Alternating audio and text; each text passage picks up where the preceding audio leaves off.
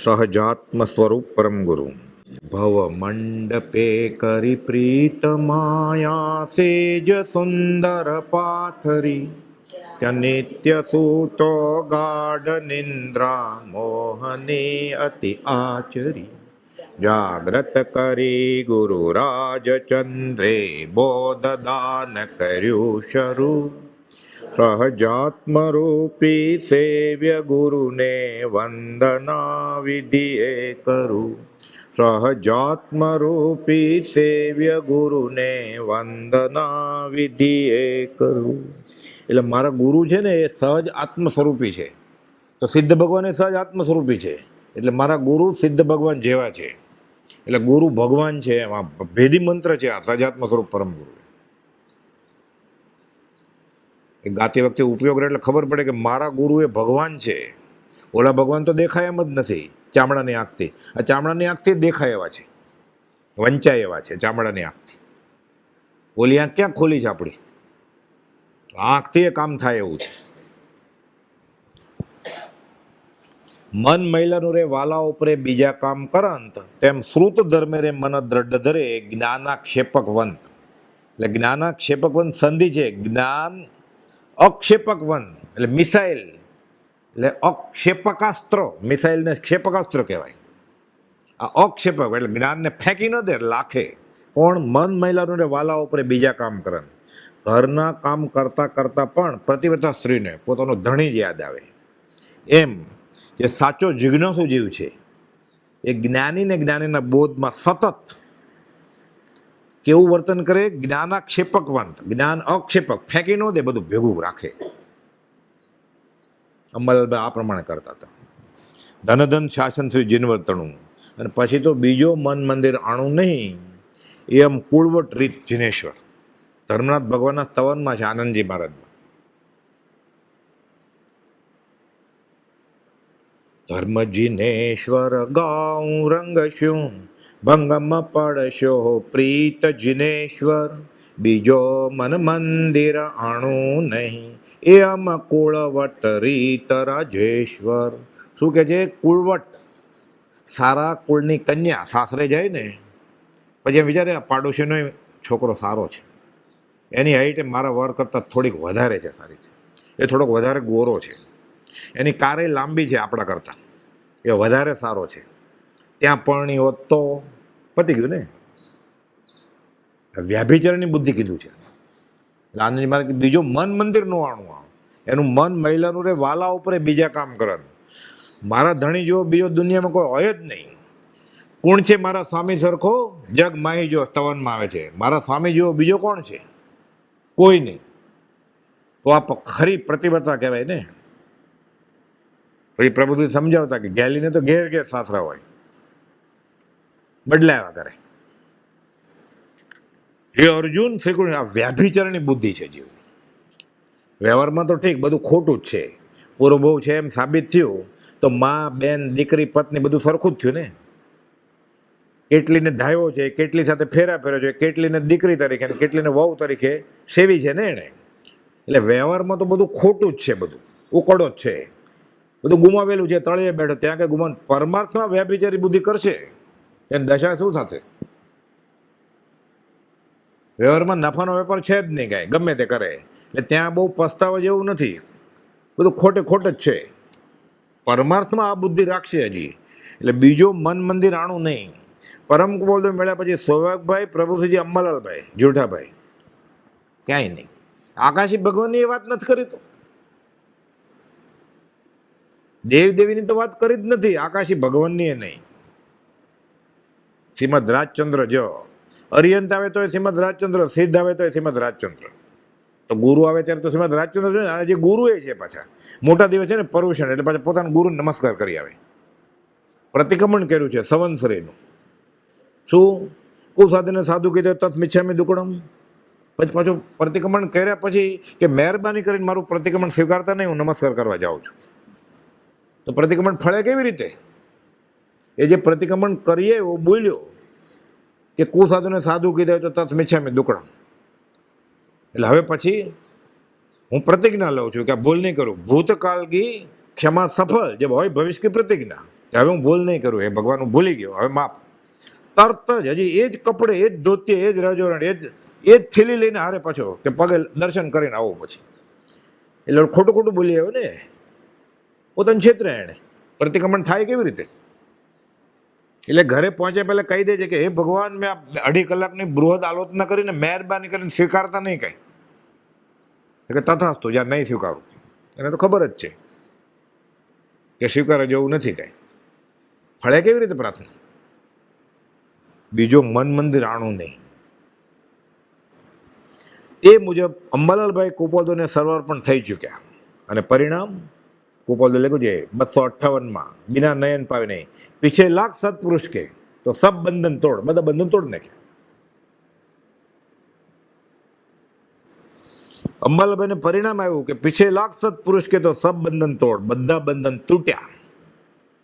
જોયું ન પડે એને ખબર પડી જાય તૂટી ગયું, હલકું હલકું લાગે, હલકું હલકું લાગવા માંડે, એને ભાર ઘટી ગયો. કે દેવકીજી મહારાજ કહે છે ક્રોધ માન માયા લોભને જીતવાનો રસ્તો બતાવ્યો ને કે પહેલાં વિનંતી કરવાની, ન માને ને તો જાકારો દેવાનો, તોય ન માને ને ધક્કો મારવાનો, તો માને ને કે દાઢમાં કચને. કોઈ મહેમાન ખસે નહીં તો આપણે ઘરે કે ભાઈ આજે અમારે બહાર જવું છે ને, હવે તો નહીં તો તમે આમંત્રણ રોકાત અઠવાડિયું, પણ અમારે બહાર જવું, તોય ન માને ને તાળું બંધ કરવા માંડે. તો પછી તો ઘૂસે તો નહીં ને એકલો ઘરમાં, તોય ન કે આગો ખસ મારે બંધ કરવું તાળું, તોય ન માને તો આપણે ભયું જવાનું. એટલે પછી ક્યાં ઘર કેવી રીતે ખુલ્લે? પછી બીજે કોઈ ઓળખી તો એને ઘર જમે. એવું કરવું એટલે શીખવાડ્યું કુપોદે. એટલે દેવકી મારે કે ભાર મારો ઘટાડી દીધો. આજે મારે કામ ક્રોધ સબ લોભમો પીસી ડારે, ઇન્દ્રિયો કતલ કરી કિયો રજપૂત. આખું ગણિત શાસ્ત્ર છે. એ ટીલું કરીને કરે તોય વાંધો નથી કાંઈ. અગરબત્તી કરીને કરે, ધૂપ કરીને કરે, ન કરે સારું, પણ કરે તોય વાંધો નથી. એ ધુવાડા કરે કે ન કરે, અગ્નિ પેટાવે તોય. ભેદી વાત કહું, વિચાર કરતા કરી મૂકે.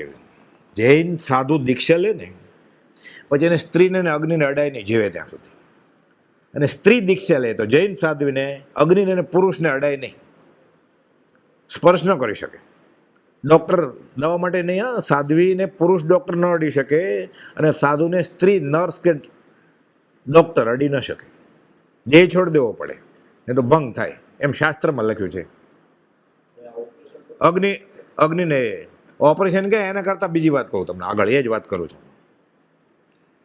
અગ્નિ ન અડાય ને તો આરતી દો કરાય નહીં, કરાવાય નહીં, કરતા બધા અનુમોદન ન કરે તો આ રત્ન કોણે કરી? બધી સાધુએ કરી જ ને. તીર્થંકરે કરી છે, ગણધરે કરી છે, કુપોલદેવે કરી છે. શું કરીએ છીએ આપણે ધર્મમાં? પણ શું થાય પછી એટલું બધું ઊંડા મૂળિયા પડી ગયો એટલે જ્ઞાની નિષેધાત્મક વાત ન કરે. એટલે કુપોલદેવે એ વાત ઉલ્લેખ કર્યો જ નથી 1000 પત્રમાં કંઈ. એ જીવ તારી અક્કલ પ્રમાણે તારે જે કરવું એ કરજે. શું કરે? નહીં તો સાવ ઉખડી જાય. પછી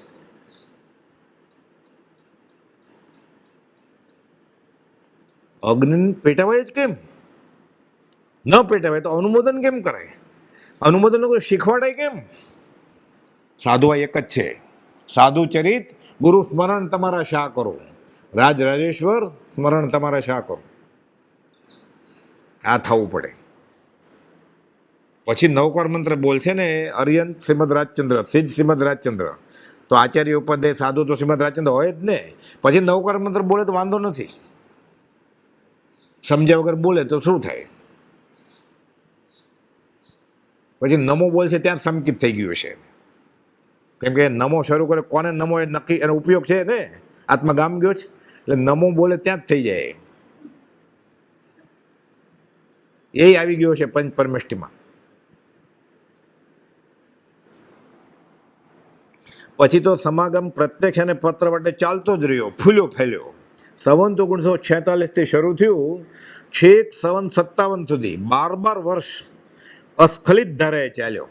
રૂબરૂ સમાગમમાં અલગ અલગ ક્ષેત્રે. મુંબઈ જઈ આવેલા અંબાલાલભાઈ, ચરોતરમાં તો કુપોલદેવ હોય એટલે અંબાલાલભાઈ પડશે એની જેમ સાથે હોય જ. જગ્યાએ એ નક્કી કરતા, વ્યવસ્થા એ જ કરતા. વવાણીએ જઈ આવ્યા લગ્નમાં. કુપોલદેવના નાના બેને બોલાવ્યા નહોતા કાંઈ, માન ન માન મેં તારા મહેમાન કે. સૌભાગભાઈ લખે, મેં નક્કી કર્યું છે જીજીબાન લગ્નમાં આવી, પણ કોઈ કે મેં જ નક્કી નથી કર્યું જઈશ કે નહીં, પત્ર છે આમાં. સૌભાગભાઈ નક્કી થેલી તૈયાર કરી લીધી છે દૂધ ત્યુન મૂકીને. મારે એ તો ઠીક કે લગ્ન બગન તો સૌભાગભાઈ પાસે એટલો સરળ ને, તમારી સાથે રહેવાય એટલા દિવસ. પત્રમાં લખ્યું છે મારે લગ્ન તો ઠીક કે એ નિમિત્તે તમારી સાથે રહેવાશે મારે. અંબલભાઈ તો વિનયને ભણેલા ગણેલા હતા બહુ, કે હું તૈયાર જ છું, પણ તમને બોલાવ્યા કોણે? તોય આવશું. અમને ન જમાડો તો કાંઈ નહીં, આમાં પેટ ભરાઈ જશે. આ છે. અને જ્ઞાને અંબલભાઈ સાથે રોચક વાત છે, આગળ આવશે. દેવા માતાને પૂછે છે, દેવા માતા કહે છે કે ભાઈ નાના હતા ને 3.5 વર્ષે ભણવા બેઠેલા, 9.5 વર્ષે ઉઠી ગયેલા. પછી કે નાઈને રોજ અહીંયા બેસતા ને વાંચ્યા કરતા, લખ્યા કરતા. કે તો અંબલભાઈ ક્યાં છે?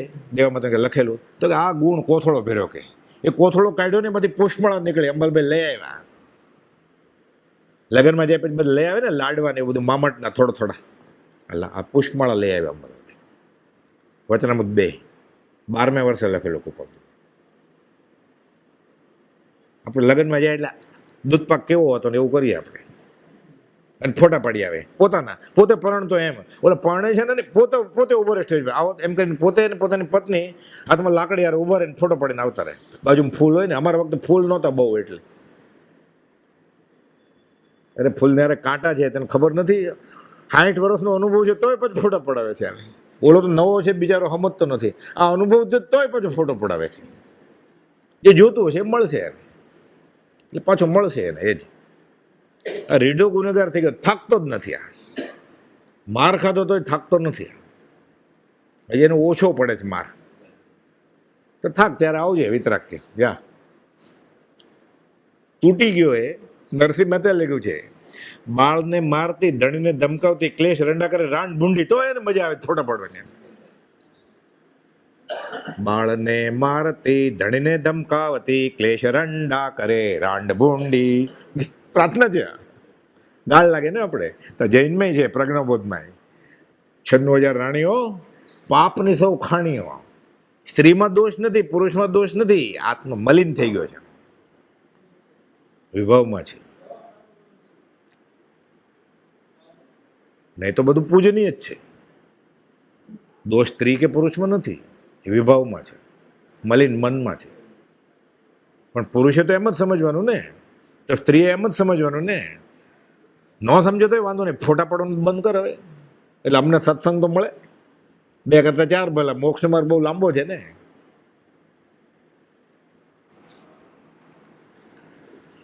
12 વર્ષ અસ્કરિત ધારે ચાલ્યો. આ અરસામાં કુપોલદેવ 125 જેટલા પત્રો ફક્ત પૂજ્ય અંબાલાલભાઈ પર લખે છે. ખૂબીની વાત એ છે, પછી પ્રભુશ્રી પર લખ્યો હોય ને, એમાં કુપોલદેવ લખે આ પત્ર અંબાલાલથી અધિક સમજવાનું બનશે. એટલે પ્રભુશ્રી ઉપર લખ્યા છે, અંબાલાલભાઈ ઉપર જ લખાય એમ થયું ને. પણ ખાસ અંબાલાલભાઈનું નામ લઈને 125 પત્ર લખ્યા છે. રૂબરૂની તો વાત જ નથી.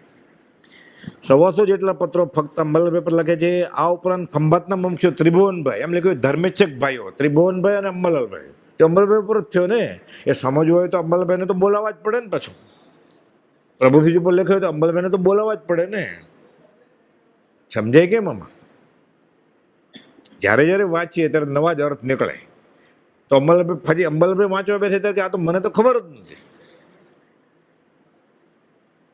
એટલે બ્રહ્મચારીજી એક વાક્ય લખ્યું છે, બળવાન વાક્ય છે, કે વચનામૃત વાંચીએ ને કોઈ પણ પત્ર, પછી આપણે સમજીએ આપણી બુદ્ધિથી, એ વચનામૃતનો એટલો જ અર્થ છે માની ન લેવું. કેવું વાક્ય છે? મેં વચનામૃત વાંચ્યું અને મેં એનો અર્થ વિચાર્યો, એનો અર્થ એટલો જ છે જેટલો મેં કર્યો એટલું ન સમજી લેવું. કે એનો ખરો અર્થ તો એ જાણે છે. કે એટલે મહેનત કર્યા કરવાની. એ આત્માનો રણકાર છે ત્યારે ખબર પડે કે મેં પૂરો અર્થ કર્યો છે. ત્યારે ત્રીજો મહાવીરો એ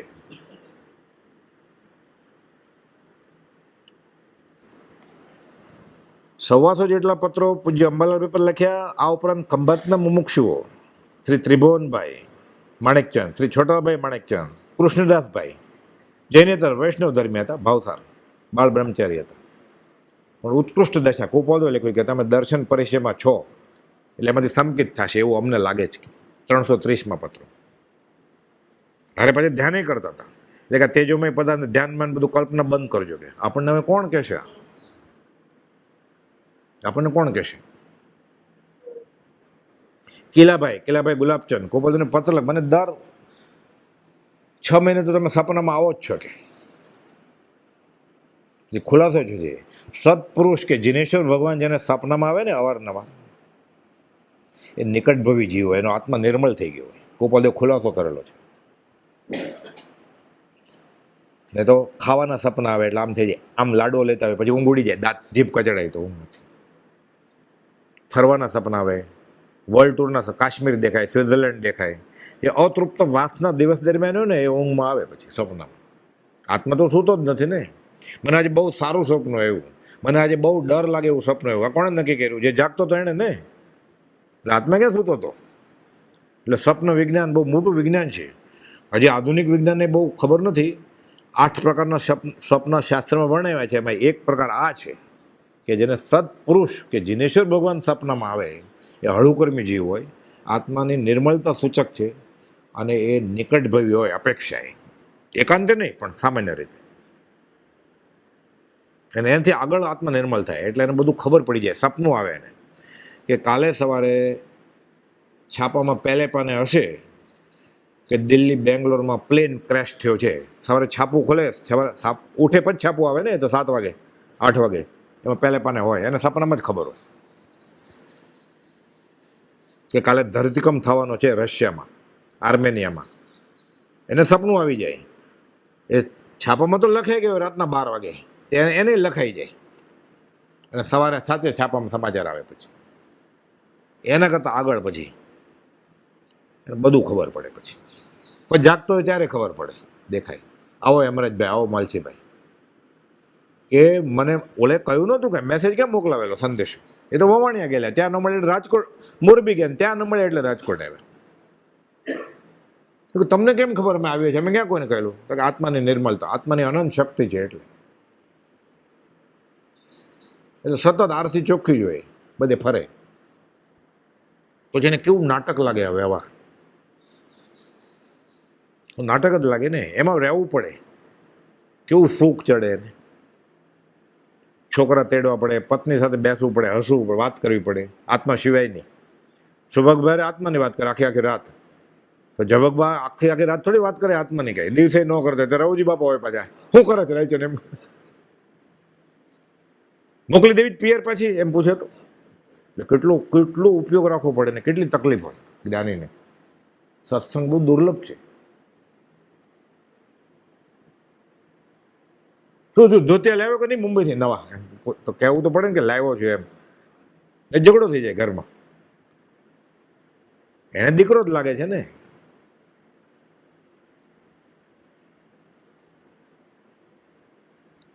એ જમાનામાં ધોતિયા તો ઠીક, સંતરાને બધું મુંબઈથી લઈ જાય, દેશમાં જાય ત્યારે. દેશમાં શું મળે? કાઠિયાવાડમાં તો પથરાળ જમીન, આમે કઈ ઉગે નહીં. એટલે છત્રી, ધોતિયા આ બધું મુંબઈથી લઈ જાય. સૂકો મેવો, શુક્લા છગલલાલ વિરમગાવાળા, ગોપાલદેવ કે મેવો લેવો છે? હા કેમ પડે ગોપાલદેવને? ગોપાલદેવ ટિકિટ કઢાવી દીધી એની. કેવું લાગે? ગોપાલદેવ ટિકિટ બારી હોય ને એની ટિકિટ કઢાવી દે કે લે આ તારી ટિકિટ. આ બધા આ કાળમાં બનેલા પ્રસંગ છે. પછી કુલી ન મળ્યો અને ક્યાં ગોતવા જાય?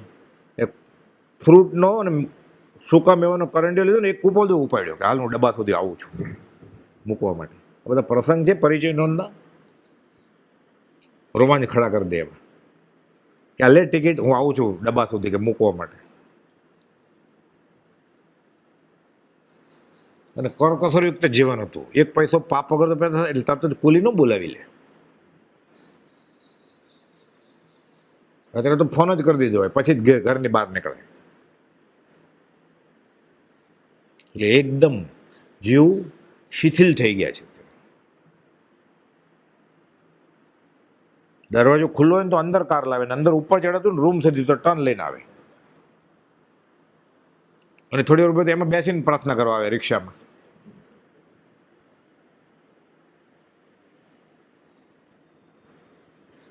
અને પછી વાત ઋષભનાથ ભગવાનની કરે કે 99 વાર ચડેલા પાલતાણા. યાત્રા કેવી રીતે થાય?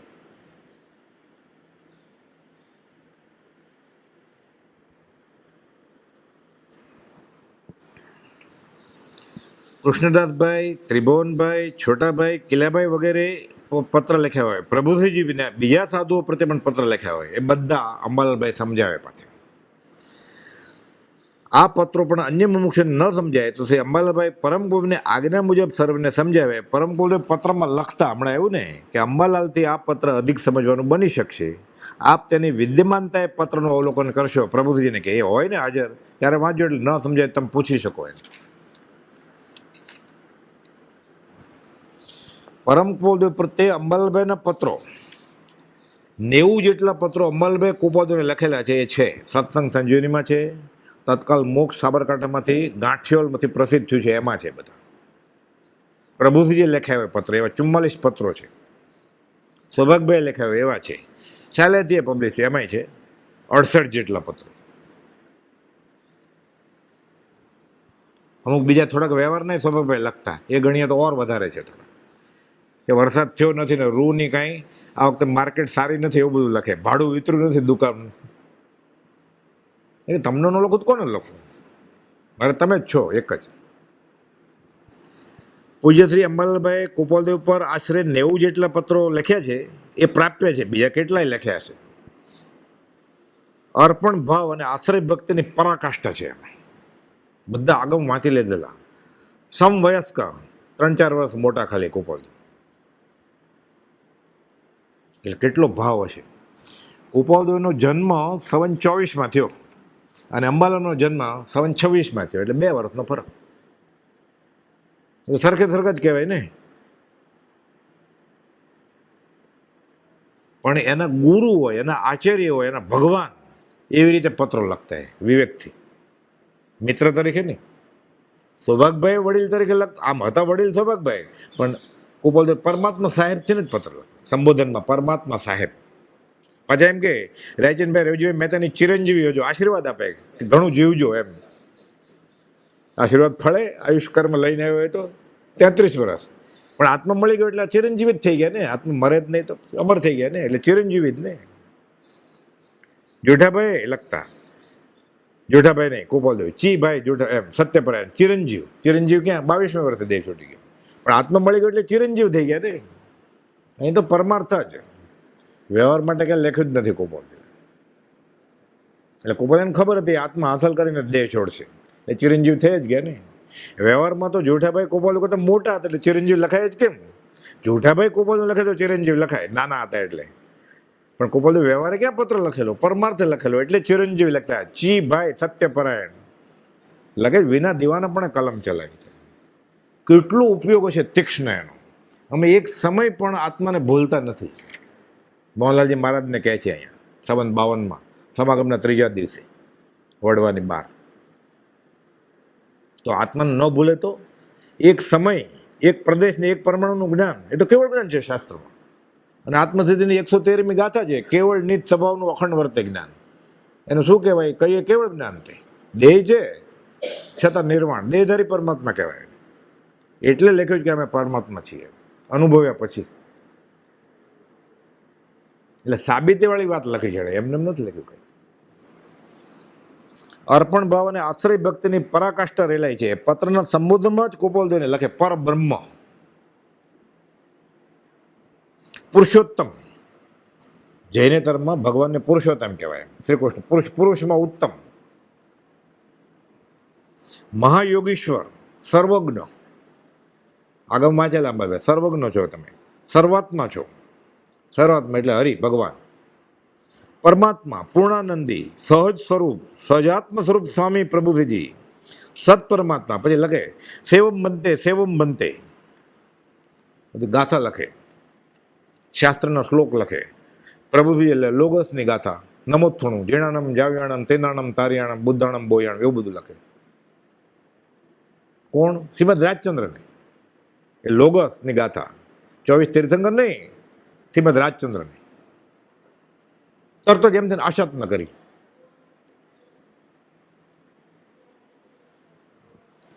સેવમ મંતે, સેવમ મંતે. એક સમય પણ વિરહને એ રીતે આત્મ સ્વરૂપમાં સ્થિર રહેવા, એ પૂર્ણ બ્રહ્મ સ્વરૂપી. સંબોધનમાં હું લાંબુ લાંબુ લખે, એક પેરેગ્રાફ.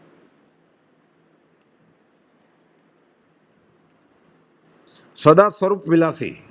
તમે ઝવેરી છો જ નહીં, આત્મામાં જ છો સતત ત્યાં ઝવેરી બજારને ગલ્લે. જગતગુરુ પરમાત્મા, સદગુરુ ભગવાન, પરમ કૃપાળુ દેવાદિદેવ, સ્વયં પ્રકાશક. સૂર્ય ચંદ્ર તારા પર પ્રકાશક છે. આત્મા સ્વ અને પર પ્રકાશક છે, બે કરે. ચૈતન્યતાનો ગુણ છે આ. સમતા રમતા ઉરતતા, ગાયકતા સુખભાત, વેદકતા ચૈતન્યતા, એ સબ જીવ વિલાસ. પોતાને પ્રકાશે, પોતે પોતાને જાણે, પોતે બધું વસ્તુ જાણે. તો આ મોટી જ્યોતિ છે સૂર્યચંદ્ર, પર પ્રકાશક. પોતે પોતાને નથી જાણતો. આ એક જ જ્યોતિ, આત્મજ્યોતિ, આત્મજ્ઞાન એવી છે કે સ્વ પર બે જાણે. સૂરજ છે નક્કી કોણ કરે? ચાંદો છે નક્કી કોણ કરે? તારો છે. પ્રકાશ કોણે પાડ્યો? આપણે અહીંયા સિક્કો ખોવાઈ જાય ને, અંધારું છે એટલે કઈ થોડે પ્રકાશ ફેંકો તો, થોડો ટોર્ચ કરો તો, એટલે મોબાઈલમાંથી ટોર્ચ કરીએ આપણે, થ્રો સમ લાઇટ. એ જ્ઞાન પ્રકાશ. સૂરજ છે, ચાંદો છે, ખબર કોને પડી? આ જ્ઞાન પ્રકાશ એ કેવળ જ્યોતિ. લોકો ધ્યાન કરીને પ્રકાશ દેખાવા માંડે તરત જ. આ વાંચ્યું હોય જ્યોતિ. અરે આ જળના જ્યોતિ પૂતગલના ગુણની વાત નથી, આ ચૈતન્ય જ્યોતિની વાત છે, જ્ઞાન પ્રકાશના. સમેથારનો શ્લોક છે, આ અનુભવ થાય ત્યારે. ચૈતન્ય જ્યોતિ તે સમે ભાસે અનુપમ ત્યાં હો, તે એક સર્વોત્કૃષ્ટ જગમાં સર્વદા જયવંત હો. આત્મપ્રકાશ અનુભવે ને ત્યારે એને અહોભાવ થાય, સુખધામ અનંત. ચૈતન્ય જ્યોતિ અનુભવીએ. આખા જગતમાં આ સૌથી મોટામાં મોટી જ્યોતિ છે, ફ્લડ લાઇટ કરતા પાવરફુલ. ક્યાં દેખાય છે આ? એ પ્રકાશ પૂતગલનો ગુણ નથી, આંખથી ન દેખાય.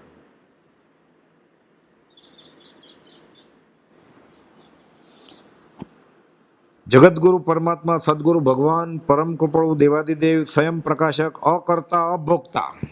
વ્યવહારે અકર્તા અભોક્તા છે. કેમ? વિભવ નીકળી ગયો છે. તો હતા ક્યારે કરતા ભોગતા? વિભવ હતો ત્યારે ને. કરતા ભોગતા કર્મનો વિભાવ વર્તે ત્યાં. 121મી ગાથા. હવે એને નથી કરતાપણું ભોગતાપણું. વૃત્તિ વહી નિજ ભાવમાં, બહારમાંથી અંદરમાં આવી ગયા એટલે કરતાપણું વહી ગયું. કરતા નથી ભોગતા ક્યાંથી હોય? ગુનો કરે તો ફળ મળે ને, પુણ્ય બાંધે તો મળે ને. એક પુણ્ય ક્યાં કે તીર્થંકર નથી થવું, દેવ બેવ તો થવું જ નથી. ઇન્દ્રની ભવ્યતાથી ભૂલતાપ ખધી. તીર્થંકરે કર્યું એ કરવું છે, એ કરી લીધું છે. હવે તીર્થંકરે થવું નથી. એટલે પુણ્ય પ્રકૃતિ છે ને ઉત્કૃષ્ટ. વ્યવહારમાં ઉત્કૃષ્ટમાં ઉત્કૃષ્ટ પુણ્ય પ્રકૃતિ ચક્રવર્તી, અને પરમાત્મા ઉત્કૃષ્ટમાં ઉત્કૃષ્ટ પુણ્ય પ્રકૃતિ તીર્થંકરની. પણ કર્મ પ્રકૃતિ છે, એ જોઈએ જ નહીં કર્મ. એટલે તીર્થંકરે સ્વભાવમાં આવી ગયા. પરિપૂર્ણ સ્વરૂપ જ્ઞાન તો થયું જ છે. 187માં લખ્યું હતું. 680 તો બહુ દૂરની વાત.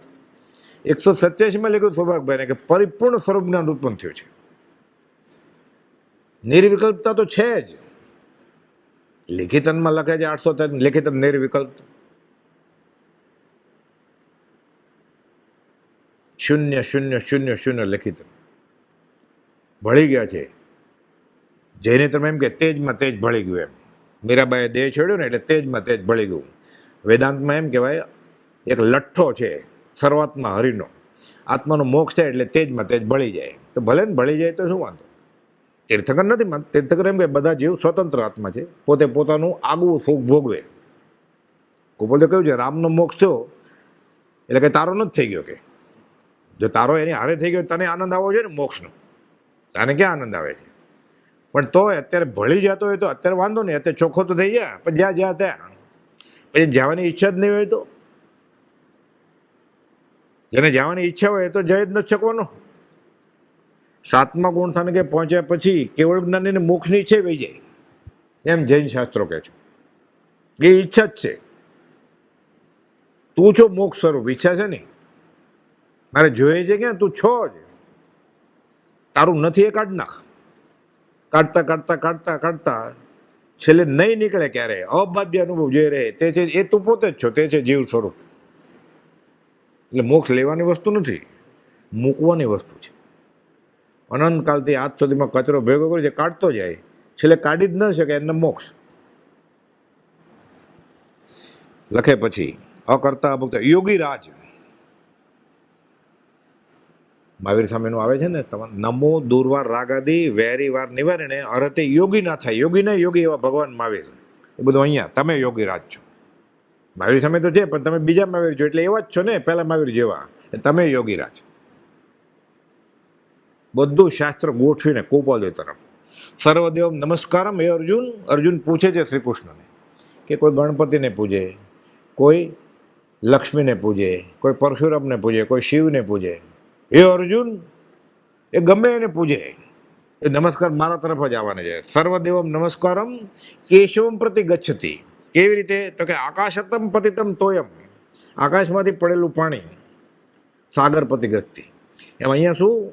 સર્વદેવમ નમસ્કારમ રાજચંદ્રપતિ ગતિ. આ થાય ત્યારે કામ થાય. એ અમલભાઈ કર્યું.